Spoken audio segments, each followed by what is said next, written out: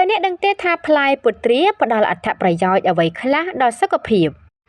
ពុទ្រាមិនត្រឹមតែមានរសជាតិឆ្ងាញ់ប៉ុណ្ណោះទេប៉ុន្តែពុទ្រាក៏មានគុណប្រយោជន៍ដល់សុខភាពជាច្រើនផងដែរនៅពេលផ្លែឈើមួយប្រភេទនេះក្រៀមល្អយើងអាចញ៉ាំវាជាលក្ខណៈដូចជាស្ករគ្រាប់និងបង្អែមក៏បានប្រសិនបើប្រើប្រាស់នៅក្នុងលក្ខខណ្ឌវេជ្ជសាស្ត្រវិញផ្លែពុទ្រាក៏អាចជំរុញការគេងលក់ស្រួលនិងកាត់បន្ថយអាការៈថប់អារម្មណ៍បានយ៉ាងមានប្រសិទ្ធភាពផងដែរ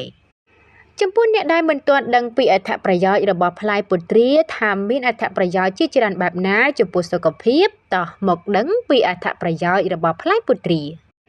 ផ្លែពុទ្រាមានកាឡូរីទាបប៉ុន្តែវាសម្បូរទៅដោយជាតិសរសៃវីតាមីននិងរ៉ាយពុទ្រាចំនួន100ក្រាមឬប្រហែល3ផ្លែផ្ដល់នូវកាឡូរី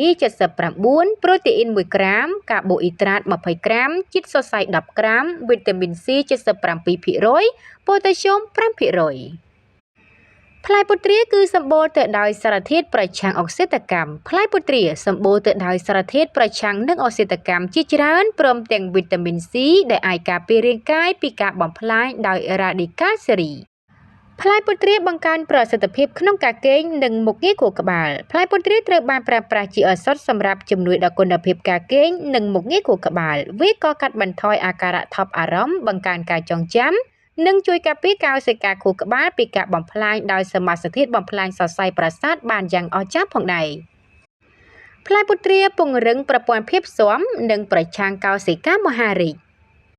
នៅពេលដែលកម្រិតនៃការរលាកនិងរ៉ាឌីកាល់សេរីថយចុះរាងកាយរបស់យើងក៏ត្រូវការពារពីជំងឺរ៉ាំរ៉ៃដូចជាទឹកនោមផ្អែមប្រភេទ2ផងដែរ